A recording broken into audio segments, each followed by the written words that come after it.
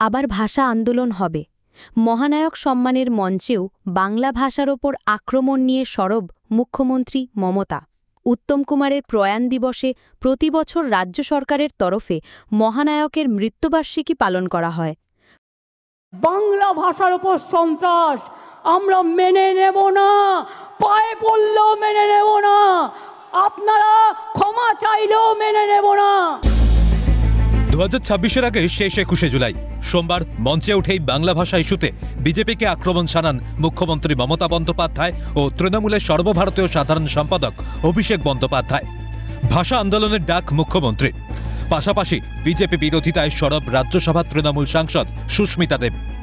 Double engine সরকার গত 10 বছর ধরে আসামে বিভাজনের রাজনীতি করছে।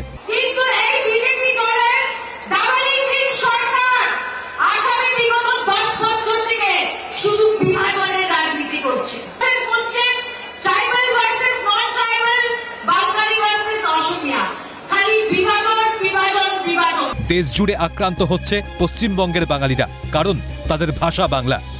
আন্দোলনকে সমর্থন জানিয়ে সুর চড়িয়েছেন বাংলা পক্ষের সাধারণ সম্পাদক গর্গ চট্টোপাধ্যায়। এই মুহূর্তে ভারত জুড়ে পশ্চিমবঙ্গের বাঙালিরা হিন্দু মুসলমান নির্বিশেষে আক্রান্ত হচ্ছে তাদের মুখের ভাষা বাংলা বলে, এবং একই সঙ্গে তার বিরুদ্ধে যে আজকে তৃণমূল যে 21শে জুলাই করেছে, তার আগে যে সিপিএম যে মিছিল করেছে, তার আগে কংগ্রেস যে মিছিল করেছে, এর ফলে বাঙালির একটি বাঙালি জাতির জাতীয় গণঐক্য তৈরি হচ্ছে। শাসকের গর্জনের পাল্টা জবাব বিজেপির।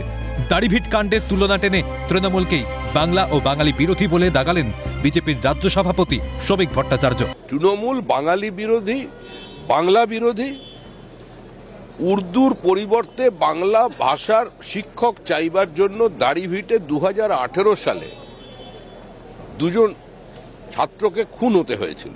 তাদের মৃতদেহ এখনো মাটির তলায় রাখা আছে, তারা দাহ সংস্কার করেনি। তো প্রতিবারের মতো এবছরও ধন্যধান্য প্রেক্ষাগৃহে এক অনুষ্ঠানের আয়োজন করা হয়েছিল।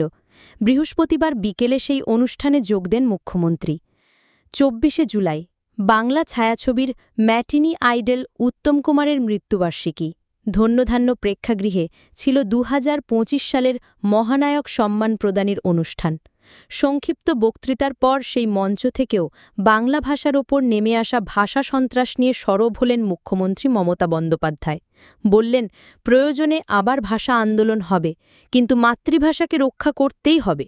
কিংবদন্তি বাঙালি শিল্পের প্রয়াণ দিবসে বাংলা ভাষাকে তুলে ধরার জন্য এর চেয়ে ভালো মঞ্চ সম্ভবত মমতা আর পেতেন না। মুখ্যমন্ত্রী বলেন, মহানায়ক উত্তম কুমার আমাদের সকলের প্রাণের মানুষ, আমাদের দেশের গর্ব, জাতির গর্ব, সংস্কৃতির গর্ব। প্রতি বছর এই দিনে আমরা তাকে স্মরণ করি। উত্তম কুমার স্মরণে 2012 সাল থেকে শিল্পী ও কলাকুশলীদের মহানায়কের স্বীকৃতি দিয়ে আসছে রাজ্য সরকার। সেই সংক্রান্ত সংক্ষিপ্ত হিসেব দেওয়ার পর বাংলা ভাষার অধিকার নিয়ে ফের সরব হন মুখ্যমন্ত্রী। তিনি বলেন, ভাষা, সভ্যতা ও সংস্কৃতি জাতির মেরুদণ্ড। শিশুরা যেমন প্রথম মা বলতে শেখে, সেরকম আমরা মাতৃভাষায় কথা বলা শিখি।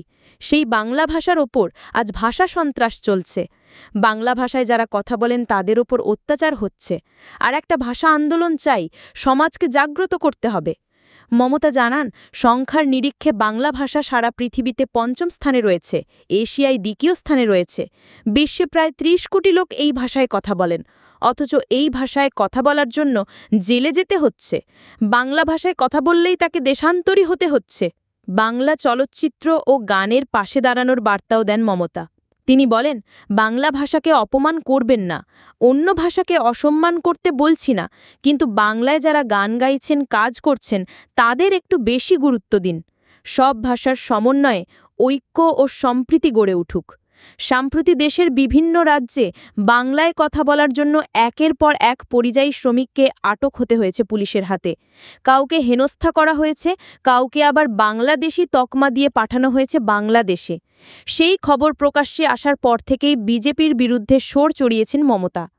21শে জুলাইয়ের মঞ্চ থেকেও বাংলা ভাষার অধিকার নিয়েই সরব হয়েছিলেন তিনি। তার দাবি, বাংলায় একের পর এক উন্নয়নে ভয় পেয়ে বঞ্চনার রাজনীতি করছে বিজেপি। শহীদ দিবসের মঞ্চ থেকে মমতা বলেন, বাংলা রবীন্দ্রনাথ, বঙ্কিমচন্দ্র, নজরুলের জন্ম দিয়েছে। বাংলা এখন থেকে এই লেখা হয়েছে পর্যন্তই। জাতীয় সঙ্গীত, পরবর্তী বাংলার খবর দেখার স্বাধীনতার জন্য লড়াই চ্যানেলটিকে করেছে, সাবস্ক্রাইব করে নবজাগরণ রাখুন হয়েছে এবং বাংলা ভিডিওগুলো থেকে। ভালো লেগে সেই থাকলে ভাষার ওপর অবশ্যই সন্ত্রাস লাইক চলছে করুন। কেন? ধন্যবাদ। বাংলার মাটি দুর্বৃত্তের হবে না। বাংলার মানুষকে যদি বাংলা বলার জন্য বাইরে গ্রেপ্তার করা হয়, তাহলে এই লড়াই দিল্লিতে হবে। দরকারে আবার ভাষা আন্দোলন শুরু হবে। 27 জুলাই নানুর দিবস থেকেই প্রতি শনি ও রবিবার বাংলা ভাষার ওপর আক্রমণের প্রতিবাদে পথে নামার আহ্বানও জানিয়েছিলেন মমতা। তার প্রাক্কালে মহানায়ক সম্মানের মঞ্চ থেকেও আরও একবার সেই বার্তাই দিলেন মুখ্যমন্ত্রী। উত্তম কুমারের প্রয়াণ দিবসে প্রতি বছর রাজ্য সরকারের তরফে মহানায়কের মৃত্যুবার্ষিকী পালন করা হয়। প্রতিবারের মতো এবছরও ধন্যধান্য প্রেক্ষাগৃহে এক অনুষ্ঠানের আয়োজন করা হয়েছিল।